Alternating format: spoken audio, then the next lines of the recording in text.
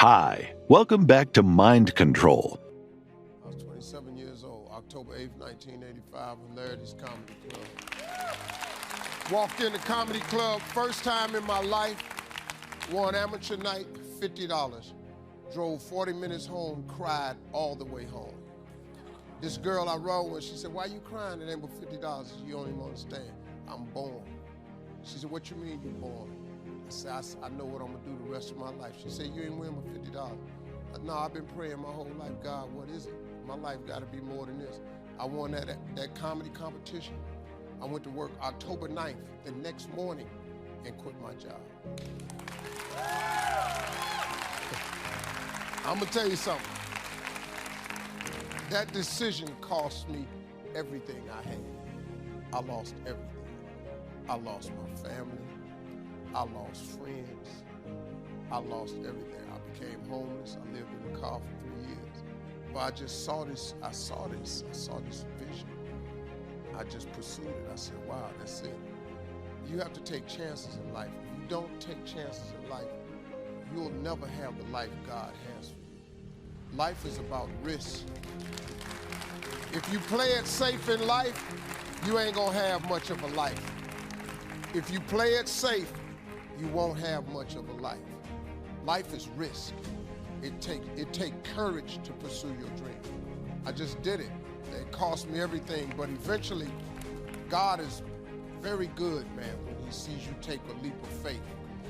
He supplies you everything you need. Now, it's gonna cost you something. But most people are not willing to pay what it costs to go after your dream, because you're gonna have to hurt a little bit. And most people don't like being uncomfortable. If you don't want to be uncomfortable, please do not pursue success, because success is a very uncomfortable feeling. And I just learned to be comfortable being uncomfortable. If you can get that in your head, this too shall pass. Every moment of everything you've ever gone through, God got you through. You didn't even realize it. He just got you through. You can't name one thing he didn't pull you through. Well, I lost my mother. I'm still grieving over that. I lost my mama 21 years ago. I still grieve over it, but I'm here. You know, I got through it. You're gonna get through it. But you gotta take chance in life, man. Can't play it safe, y'all. You gotta jump, you gotta go for it. Let's go. I've had it with being broke, and I've had it with lying. I've had it with being embarrassed over not having any money in my pocket. I promised myself that day that this would never happen again. I picked a day and an amount, and I said, I'll never carry less. It was one of those reasons that still affects my life after all these years. So I now carry a few $100s in my money clip. I do that for two reasons, I guess. One reason is the way it makes me feel. That special feeling of having plenty. Mr. Shove said to me, the first $500 you earn, put into your pocket, not in the bank. It feels much better in your pocket than it does in the bank. I've found that's true. But I also carry plenty in case I bump into another Girl Scout who's selling cookies. I'm ready. I remember walking out of the bank one day in Northern California where I lived at the time, and there were two little girls selling candy right outside the bank for some girls' organization. The first little girl walked up to me and said, "Mister, would you like to buy some candy?" I said, "I probably would. What kind is it?" She said, "It's almond roca." I said, "That's my favorite." She said, "Wonderful." I asked, "How much is it?" She said, "It's only $2. I thought, it couldn't be. Still $2 after all these years? I couldn't help remembering the Girl Scout and the cookies. I said, "How many boxes of that candy have you got?" She said, "I've got 5. And the other little girl standing there, she was selling candy too. I asked, "How many boxes do you have?" She said, "I've got 4. I said, "That's 9. I'll take them all." They said, "Really?" I said, "Yes. I've got some friends, so I'll pass some around." They got so excited, put all this candy together. I reached into my pocket and gave them $18. Now, when I've got the candy and they've got the money, that first little girl looks up and says, "Mister, you are really something." How about that? Can you imagine only spending $18 and having someone look at you in the face and say, "You are really something"? Now you know why I carry heavy. I'm not going to miss those chances anymore. It was a small goal, just a few $100s, but it had a big effect on my life. I have a dear friend, Robert Depew. Bobby used to be a school teacher in Lindsay, California, the olive capital. After he taught school for several years, he became a little weary of teaching and decided to get into sales. One day, without telling anyone, he quit his teaching job and jumped into sales. When he did, his brother poked fun at him. His brother said, "You're going to go right down the drain. You had a good teaching job. Now you're going to lose everything you have. You must be out of your mind." He put him down something fierce. Bobby said, "The way my brother acted made me so angry, I decided to get rid." I believe it gives you satisfaction. Have you ever bitten into like a great steak and like, oh my gosh, it's delicious? You ever had that happen, yes or no? Did it make you not want the next bite more? Or did you want it more? See, there's a part of your brain, there's serotonin in your brain. The more you celebrate your wins, you celebrate when you're here, you have fun along the way, it begins to train your brain, you want to go to the next level. But if you cheat yourself from the celebration, you cheat yourself from the joy, it's always just a grind. Eventually there's this thing called frying and burnout where your brain doesn't want to do it anymore because it's not pleasurable. It gets no dopamine hit, no serotonin hit, and it wants to stop. You have to be blissfully dissatisfied. I talk about this in one of my audios and my book. My wife's a great example of this. We're complete opposites. I'm running out of time. I'm a super aggressive achiever. My wife, I call my wife, she's easy happy, easy satisfied. If we were living in a log cabin in the middle of nowhere, but we could cuddle up all day long and kissy kissy, she'd be happy all day long. She wears jeans and t-shirts. She could care less about material things. She could not tell you within many decimal points how much money we have. I'm not even sure she knows, other than Bank of America, where any of the money is. Could care less about it. She just loves people, loves life. She's the daughter of a pastor, her brother's a pastor. She's just a happy person. And she's married to a complete psychopath. But my wife, we've been together for a long time, she's developed some, I love my wife, but I don't like her all the time. The longer, any of you that have been in a long-term marriage here, they start doing some crap, man, that just drives you crazy. Anybody relate to that, yes or no? My wife has developed this very bizarre habit. I'm not sure how it started or where it started, but when she eats pleasurable food, she moans orgasmically. So we'll be eating lasagna at the house, kids at the table, and she just started this a few years ago, and she doesn't even know she's doing it. We'll be eating, how was school today, Greg, say the prayer, and then, or like, I'm serious, or like just eating a brownie. I'm like, that is so weird. Stop it, in front of the kids. What is wrong with you? She's like, what am I doing? I'm like, I don't want to even tell you, but like, it's really uncomfortable. Stop it. She's like, it tastes so good. I'm like, babe, we got it, stop. But she doesn't know she's doing it. So my son's birthday happens. We're at this restaurant, and she's hot. My wife's super hot, right? So, and I say that, being married a long time, he's hot, dude. And so we literally walk into this place, and there's some dudes checking her out, and I'm Italian, and I was in a bad mood, and you shouldn't look at my wife more than about one time, right? So these guys look at me, and my kids know, now that I've become a public person, I've gotten better at this stuff, but like, you get to look at her once, maybe twice. You turn around with a whole table full of people, come slap the shit out of you, right? Excuse my language. So these guys are looking at her a little bit too long, and they're on the edge. They didn't know it, but they're about to get slapped. They didn't, you know what I'm talking about, guys, right? They didn't know it, but it was getting close. You do it again, I'm gonna slap you. Sure enough, we're at their table next to them. Her steak comes, takes the first bite. You're like, oh! I can't even blame them. I'm like, stop it. She goes, what, am I doing it? I'm like, yes, you're doing it. My daughter's like, Mom, you're doing it. Sure enough, a few minutes later,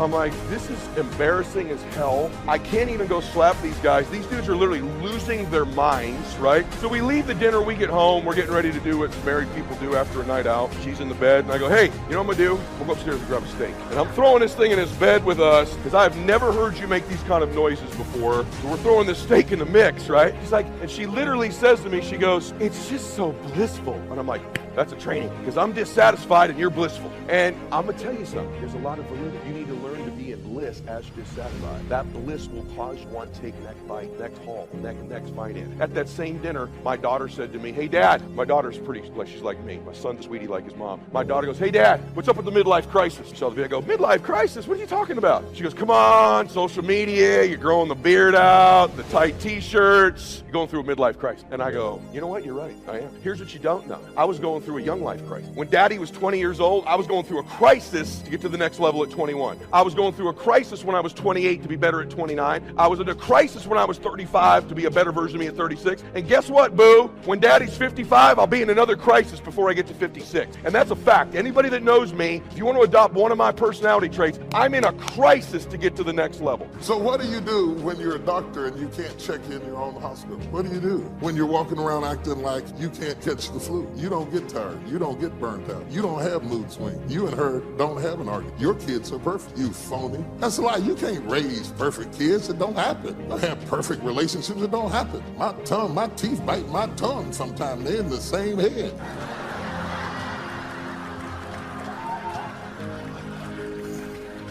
I mean, and there's no warning and nothing right in the middle of eating a hot dog. Just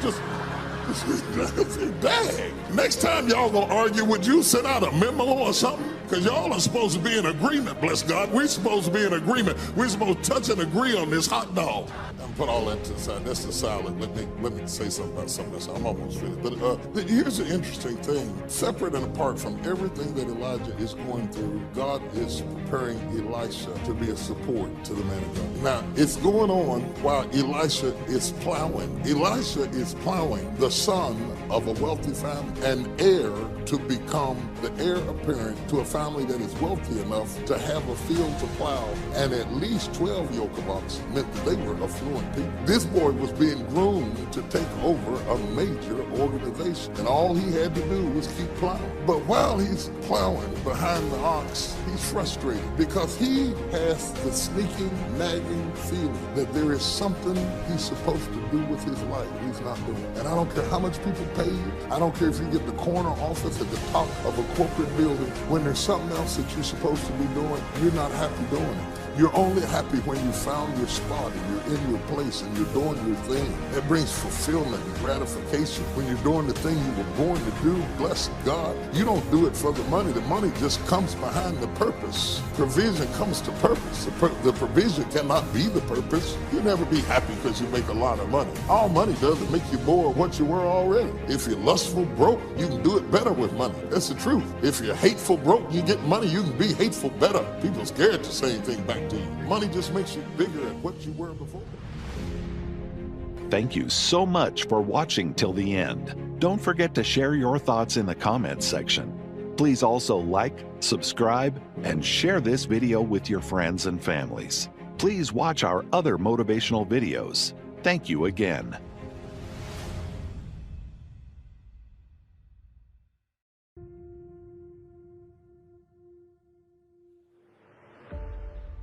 You're broke. And until you admit where you are and define where you are and quit playing it cool and try to fool everybody about where you are, you're going to keep losing. Now we're going to get real. If you're not at least at multiple seven figures in this world, you are still broke. Trust me. You need to be in a big damn hurry.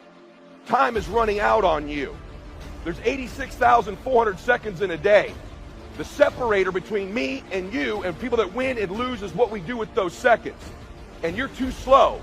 You're too cool. You're too casual. You think too much. You need to get in a hurry. The separator in this room, you're all learning the same things. The separator is going to be who takes massive action quickly. You stop playing around. I'm looking around this room. Not all of you are 19 years old. Time's running out on you. It's serious. You got a chance to change your damn life with what you're learning here. And not just your life, the lives of your children and grandchildren forever. The choices I made, the work I put in, the difference I've made, my great-great-grandchildren will know the difference. There'll be a portrait of my grandchildren, me and my wife. These are the people that changed our family tree forever. You need to stop letting the damn world push your family around. You get pushed around all the time. And just because you hang around other dudes like you who also get pushed around all the time, it's not normal and it's not okay, and you need to change it. You with me on that? So I didn't come here to entertain you today. I came here to set the stage. You need to quit playing around. The world is monkeying with your family, and you let them. You were 3, 4, 5, 6 years old. There was some point, sometime in your life, you knew you were special. You knew you're supposed to do something great with your life. You knew you were going to make a difference in the world. Somewhere along the line, life started happening, a setback here, someone teased you at school, a divorce, you got into a career someone else picked for you, whatever it is, and you started to settle. You start to make excuses. You start hanging around people just like you, and they make it okay. You know, like when you go to your kids' plays at school, and there's 40 kids up there for the Christmas recital, who do you see? Who do you see? You don't see the other 39 kids. You're looking right at your kid, aren't you? Listen, your kids are doing the same with you. They're watching you. And they're going to get to an age where they figure out who you really are. You can be anybody you want to be. Really, Dad? Then how come you're not? You can accomplish anything in the world you want, sweetheart. Well, why haven't you, Mom? They're watching you. I don't deliver a normal message. I love you. I'm here to shake you up and get you to remember what I say today. Because this information goes nowhere if you don't separate yourself by leveraging the pain of where you are or the pleasure of where you're going. And you best get in a damn hurry. Because you only got 8 years of life, by the way. Just so you know. You only live 8 years. Average person lives 78. You spend 28 of those years sleeping. You spend 10 and a half to 12 of them working. You spend another 3 or 4 shopping, chores, internet, traffic, add it up, you get 8 years. And you're not a newborn, so you got less than that. You got to get in a hurry to make a difference in your life. Time is running out like that. We are living in a generation of the dumbing down of ideas. Because we have traded effectiveness for busyness. We are busier than any other generation we have seen in the last 300 to 400 years. We are just as busy as we can be. And we think because we're busy, we're effective. But I want you to challenge your schedule for a minute and ask yourself, are you really being effective? Or is your life cluttered with all kinds of stuff that demands you and drains you and taxes you and stops you from being your highest and best self? And are you substituting busyness and all the chaos that goes along with busyness from being effective? Let me tell you, a bunch of scientists got together, they began to do some research, and they begin to determine that 80% of the things we do are busy things that we do in an area that is not effective. That the average person only spends 20% of their time doing the thing that they are really gifted at, created at, passionate about, excited to do, and the rest of it is all the dismal, dumb stuff that we all have to do in order to survive. Just crazy stuff that we're doing. Wonder what would happen if we would go from doing 80% of things that are busy but not effective and 20% of the things that are really effective if we would switch those numbers around and only give 20% of our time to the things that we have to do and 80% of our time to the thing that we were created to do. We take all kind of classes for money management. We know how to manage our money. We know how to repair our houses. We're working on our hair and our bodies and all of this kind of stuff. We do everything except the most important thing is to value our time. It takes time to be creative. You were meant to be creative. If you had time, you would be creative. This is a life class. That means that we have an opportunity to learn how to maximize our lives. Think of the things that you're doing that somebody else could be doing. And think of yourself as a precious commodity that you are going to reserve your energy for your highest and best use.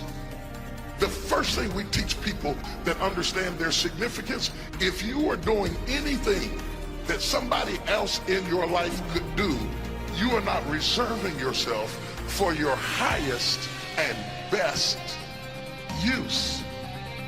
You're missing your life, your purpose, your passion, your excitement, your enthusiasm. So, the key is time is precious. Now let me give you Bill Bailey's description of time. Life is not just the passing of time. Life is not just the passing of time. Life is a collection of experiences, their frequency, and their intensity.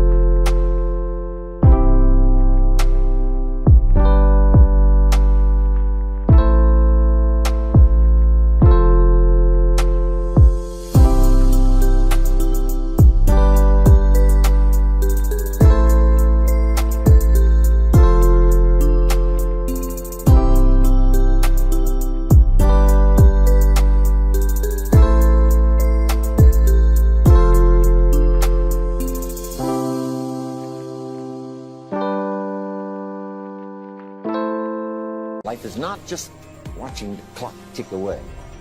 Life is a collection of experiences, their intensity, their frequency. When my friend Mark died at age 44, someone says, that's young to die. But what if he lived 4 lifetimes in one? It might not be too young. Whatever the span of your life turns out to be, here's what you want to fill it up with: experiences and the intensity of those experiences. When should you start the day? As soon as you have it finished. Plan the day the best you can, leaving plenty of room for improvising and surprises and all the stuff that happens during the course of the day. But if you've planned a good, productive day, now you start that day, you can't believe how much more valuable your time is. Don't start the day until you have it finished. Now here's the next one. Don't start the week until you have it finished. Now to lay out a week is a pretty good challenge. Next, don't start the month until you have it finished. The places to go and the people to see, the productivity and the sales and the customers and the development and all the rest of what you want to accomplish during the course of 30 days. Don't start the month until it's finished. And then here's the big one.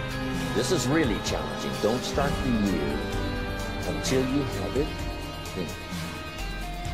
To the best of your ability. It can't be finished like minute by minute.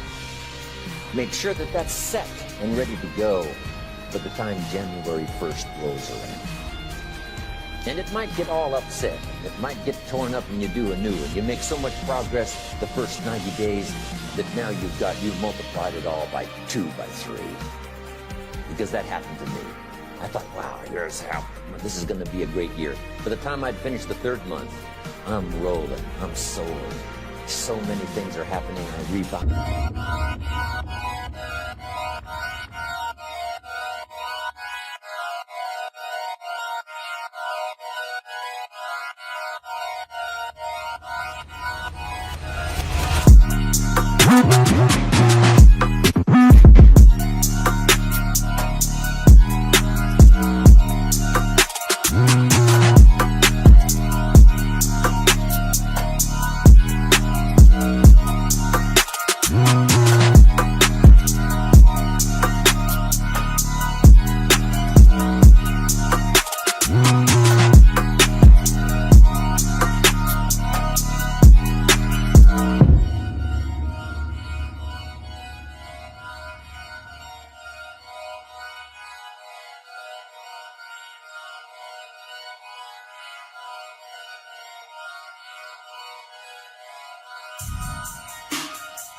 My whole years. In one of my seminars, here's what I teach.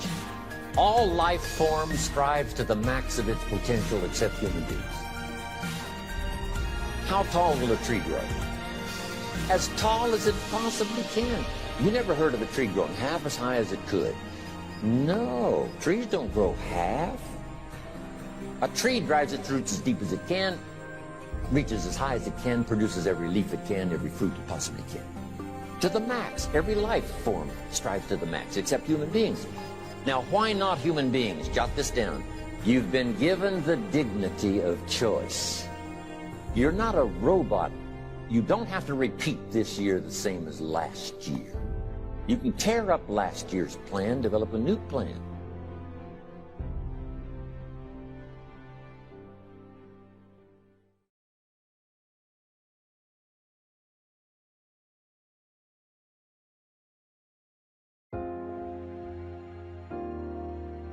Living your passion is a great idea, okay? It's a great thought.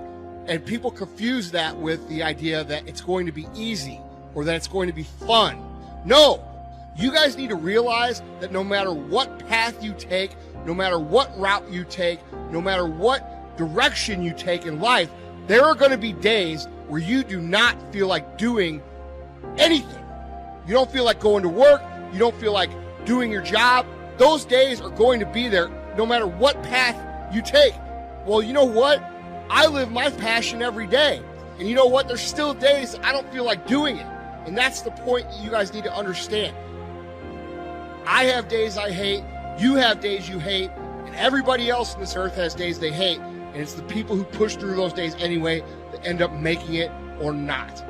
Period. And it's going to be your ability to move past, over, or through those obstacles on a daily basis that are going to define your success from your failure. They're going to find the difference that you make in your life. So don't come at me with the idea of, oh, living your passion is all roses and rainbows and unicorns. It's not. Show me what you got. And I'm telling you, some of y'all, you lying to yourself. You say you want to be great. You say you want to get to the next level. You say you want to be dominant on that field. You say you want to go to the Final Four. You say you want to be a national champion. Listen to me. You say you want a promotion. You say you want to start your own business. But listen to me very closely. You talk too much. Shut up and let's go to work. I need you to grind.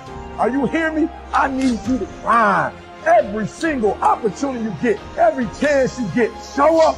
Listen to me, just be consistent. Success is allergic to average. Success and average don't have nothing to do with each other. We were meant to go out and be battle tested. We were meant to go out and face adversity. We were meant to go out and grow over the course of getting our day in and day out. Realizing that those kind of beatings are what define you in life. When you open your eyes to a point where you understand the beatings that you take, the no's, the hate talk you get from your friends, from your parents, your peers, whenever you tell them, I want to be successful, I want more. Those are the things that ultimately end up defining your life because you come out stronger. Maybe your mama ain't there for you, your daddy ain't there for you. Maybe your teacher don't believe in you, and so she's not holding you to greatness because she don't know. But I know something about you. If you're watching this right now and you went to the very end, I know you're great, and I dare you to be great. I challenge you to be great. I challenge you to be great in every single thing you do.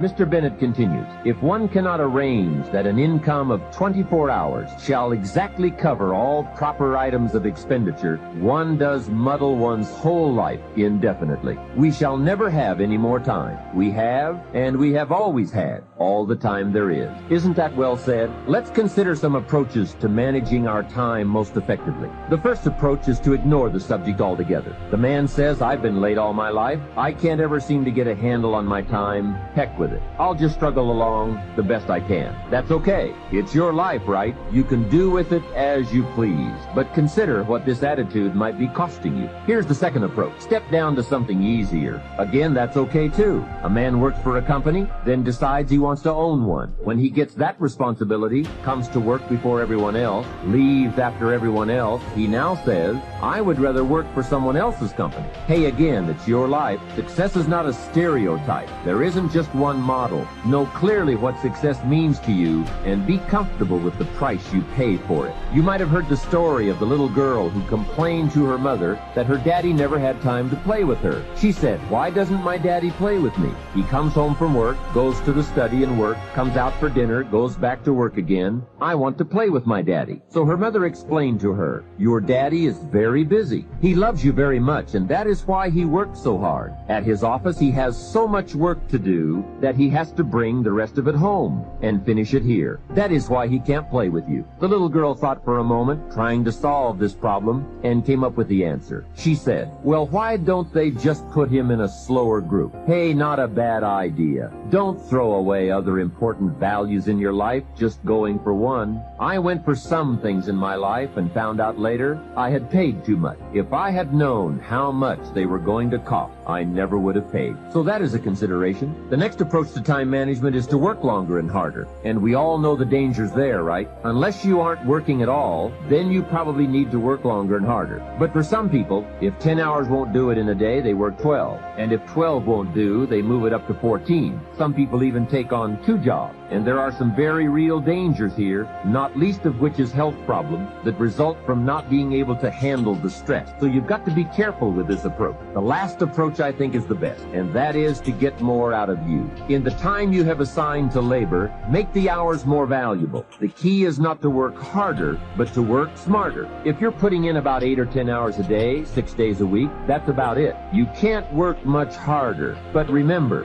it's not the hours you put in that count. It's what you put in the hours. Get more from you to make the investment of time more valuable. And no telling how valuable you can become. We don't lack the capacity, we only lack the ideas and the will and the discipline to carry them out. In considering the subject of time management, remember that a big part of the key for changing is to take it in small steps. Most of us don't make revolutionary changes.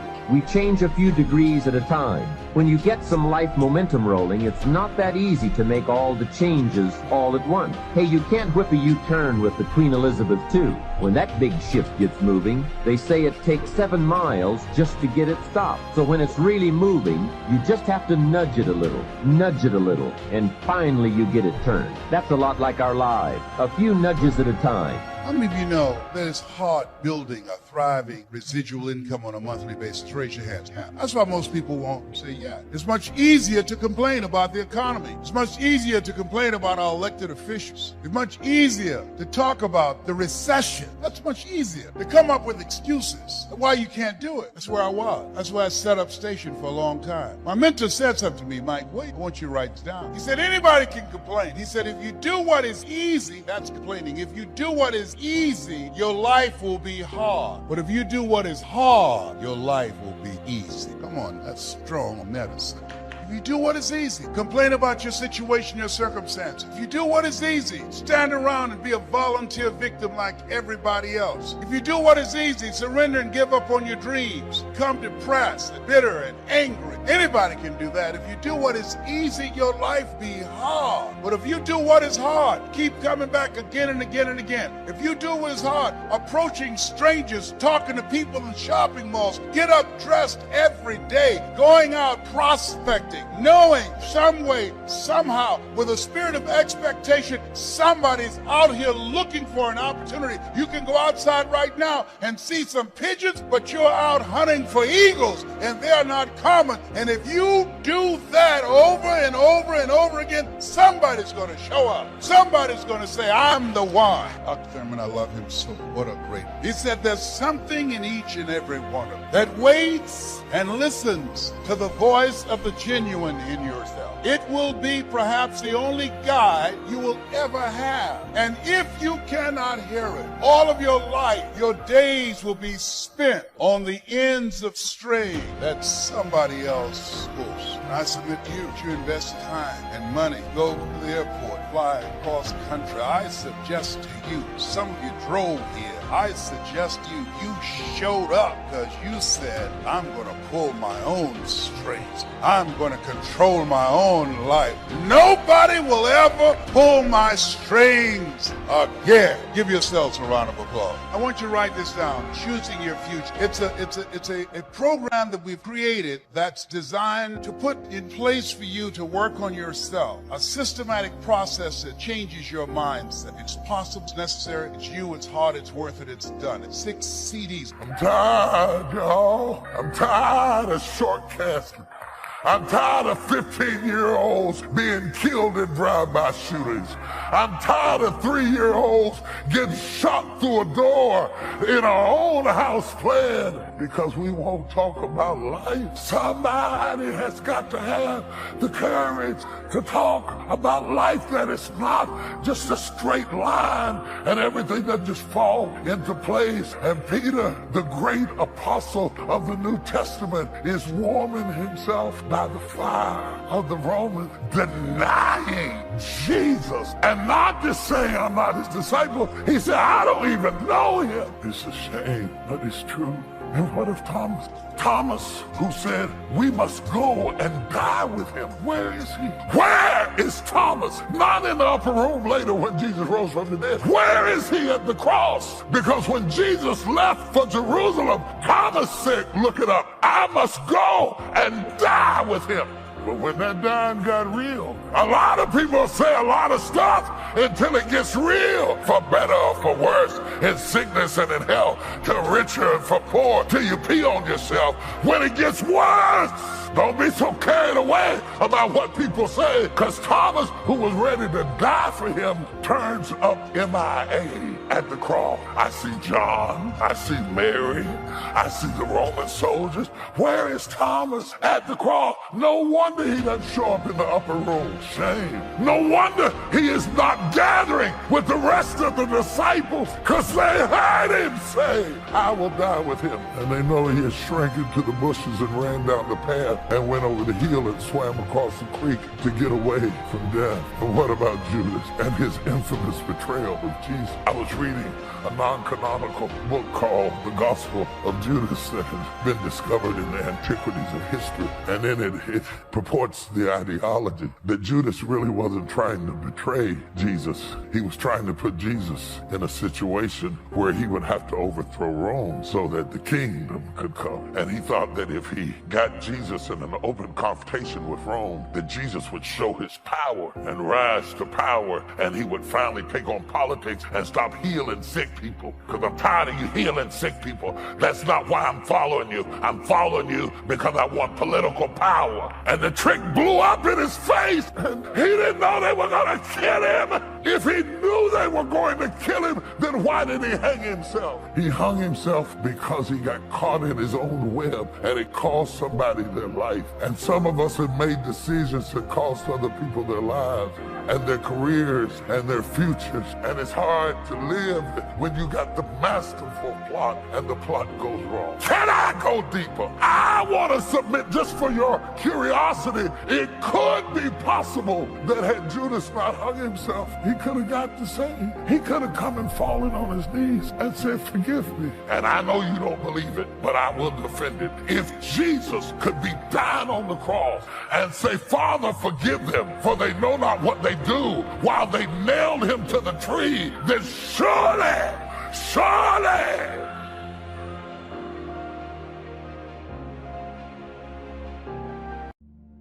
do you have the courage to think? Because if you can think, you can change.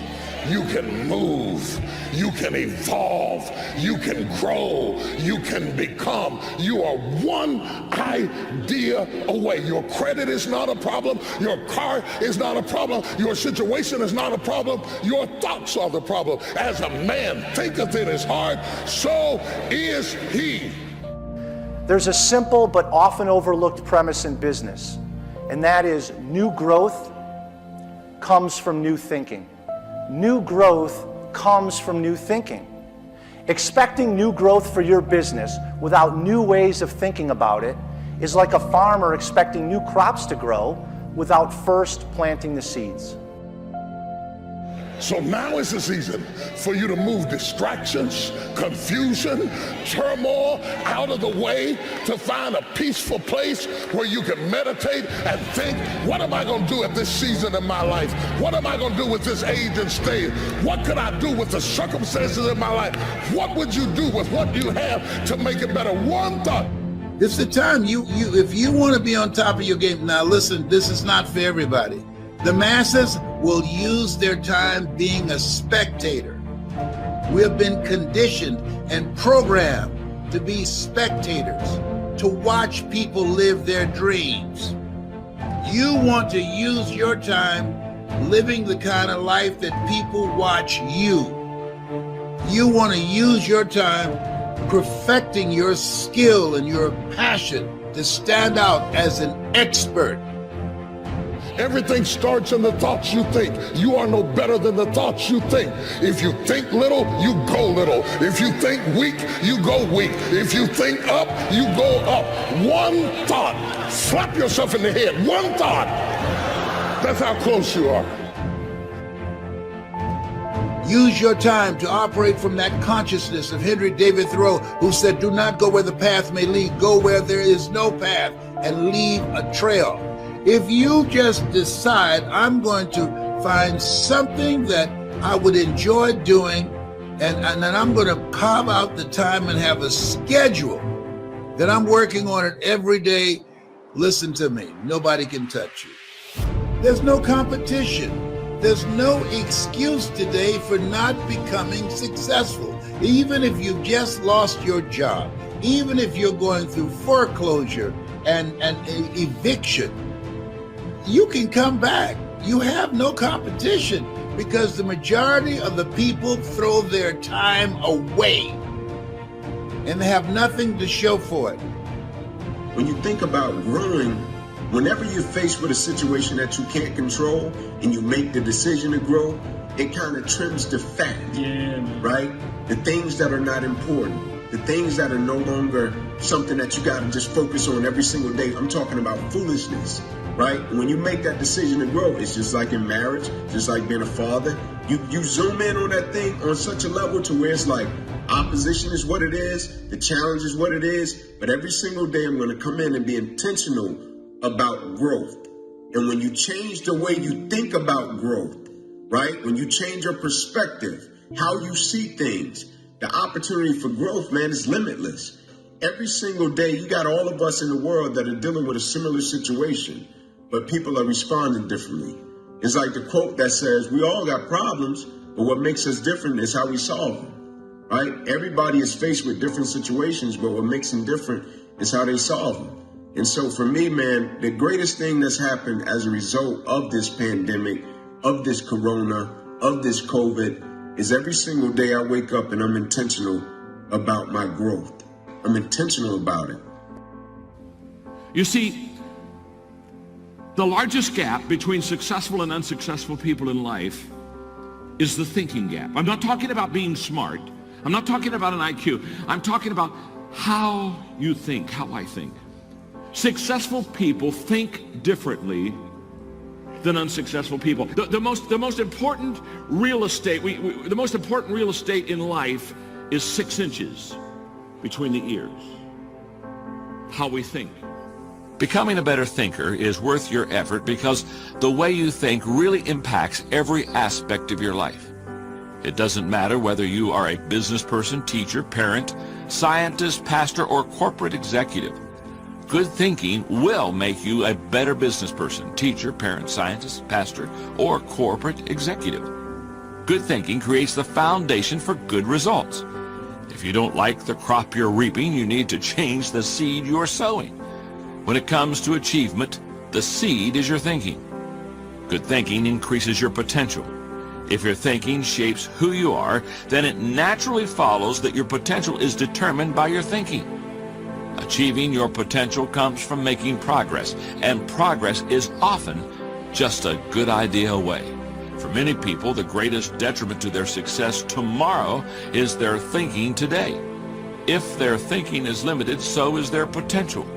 But if people can keep growing in their thinking, they will constantly outgrow what they're doing. Good thinking produces more good thinking if you make it a habit. Albert Einstein observed, the solutions to the problems we face today cannot be solved on the same level of thinking we were at when we created them. Look around you, and you'll see that it is true. The world keeps getting more and more complicated. The good news is that no matter how complicated life gets or how difficult problems may seem, good thinking can make a difference if you make it a consistent part of your life.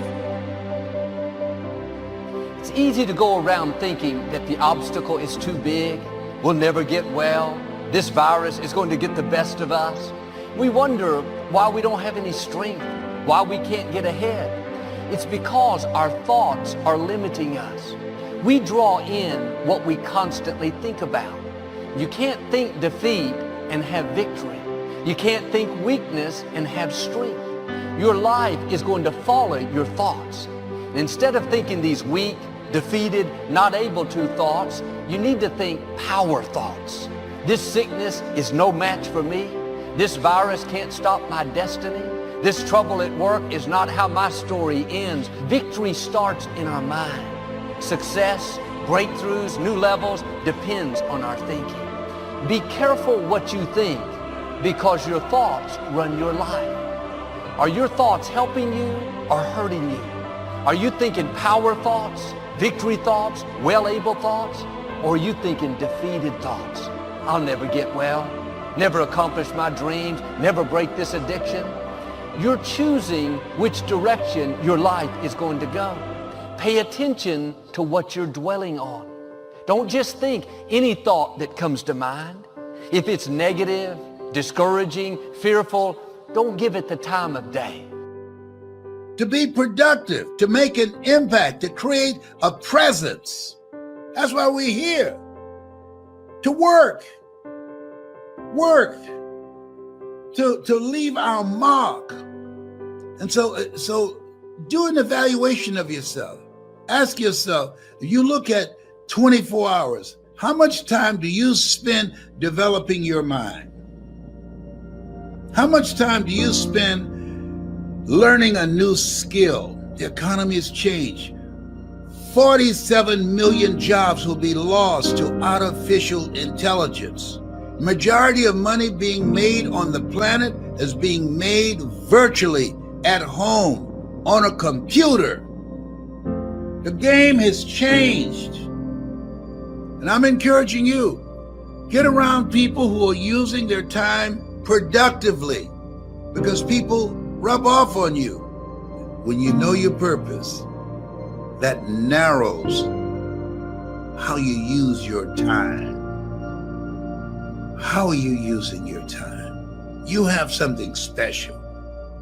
You have the ability to do more than you can ever begin to imagine. And I know this isn't like breakthrough news to anyone, but I think that we often forget this. And we're gonna face hardships. We can't avoid pain. We can't avoid trouble. All we can do is prepare our mindset so that we don't get overwhelmed by our circumstances.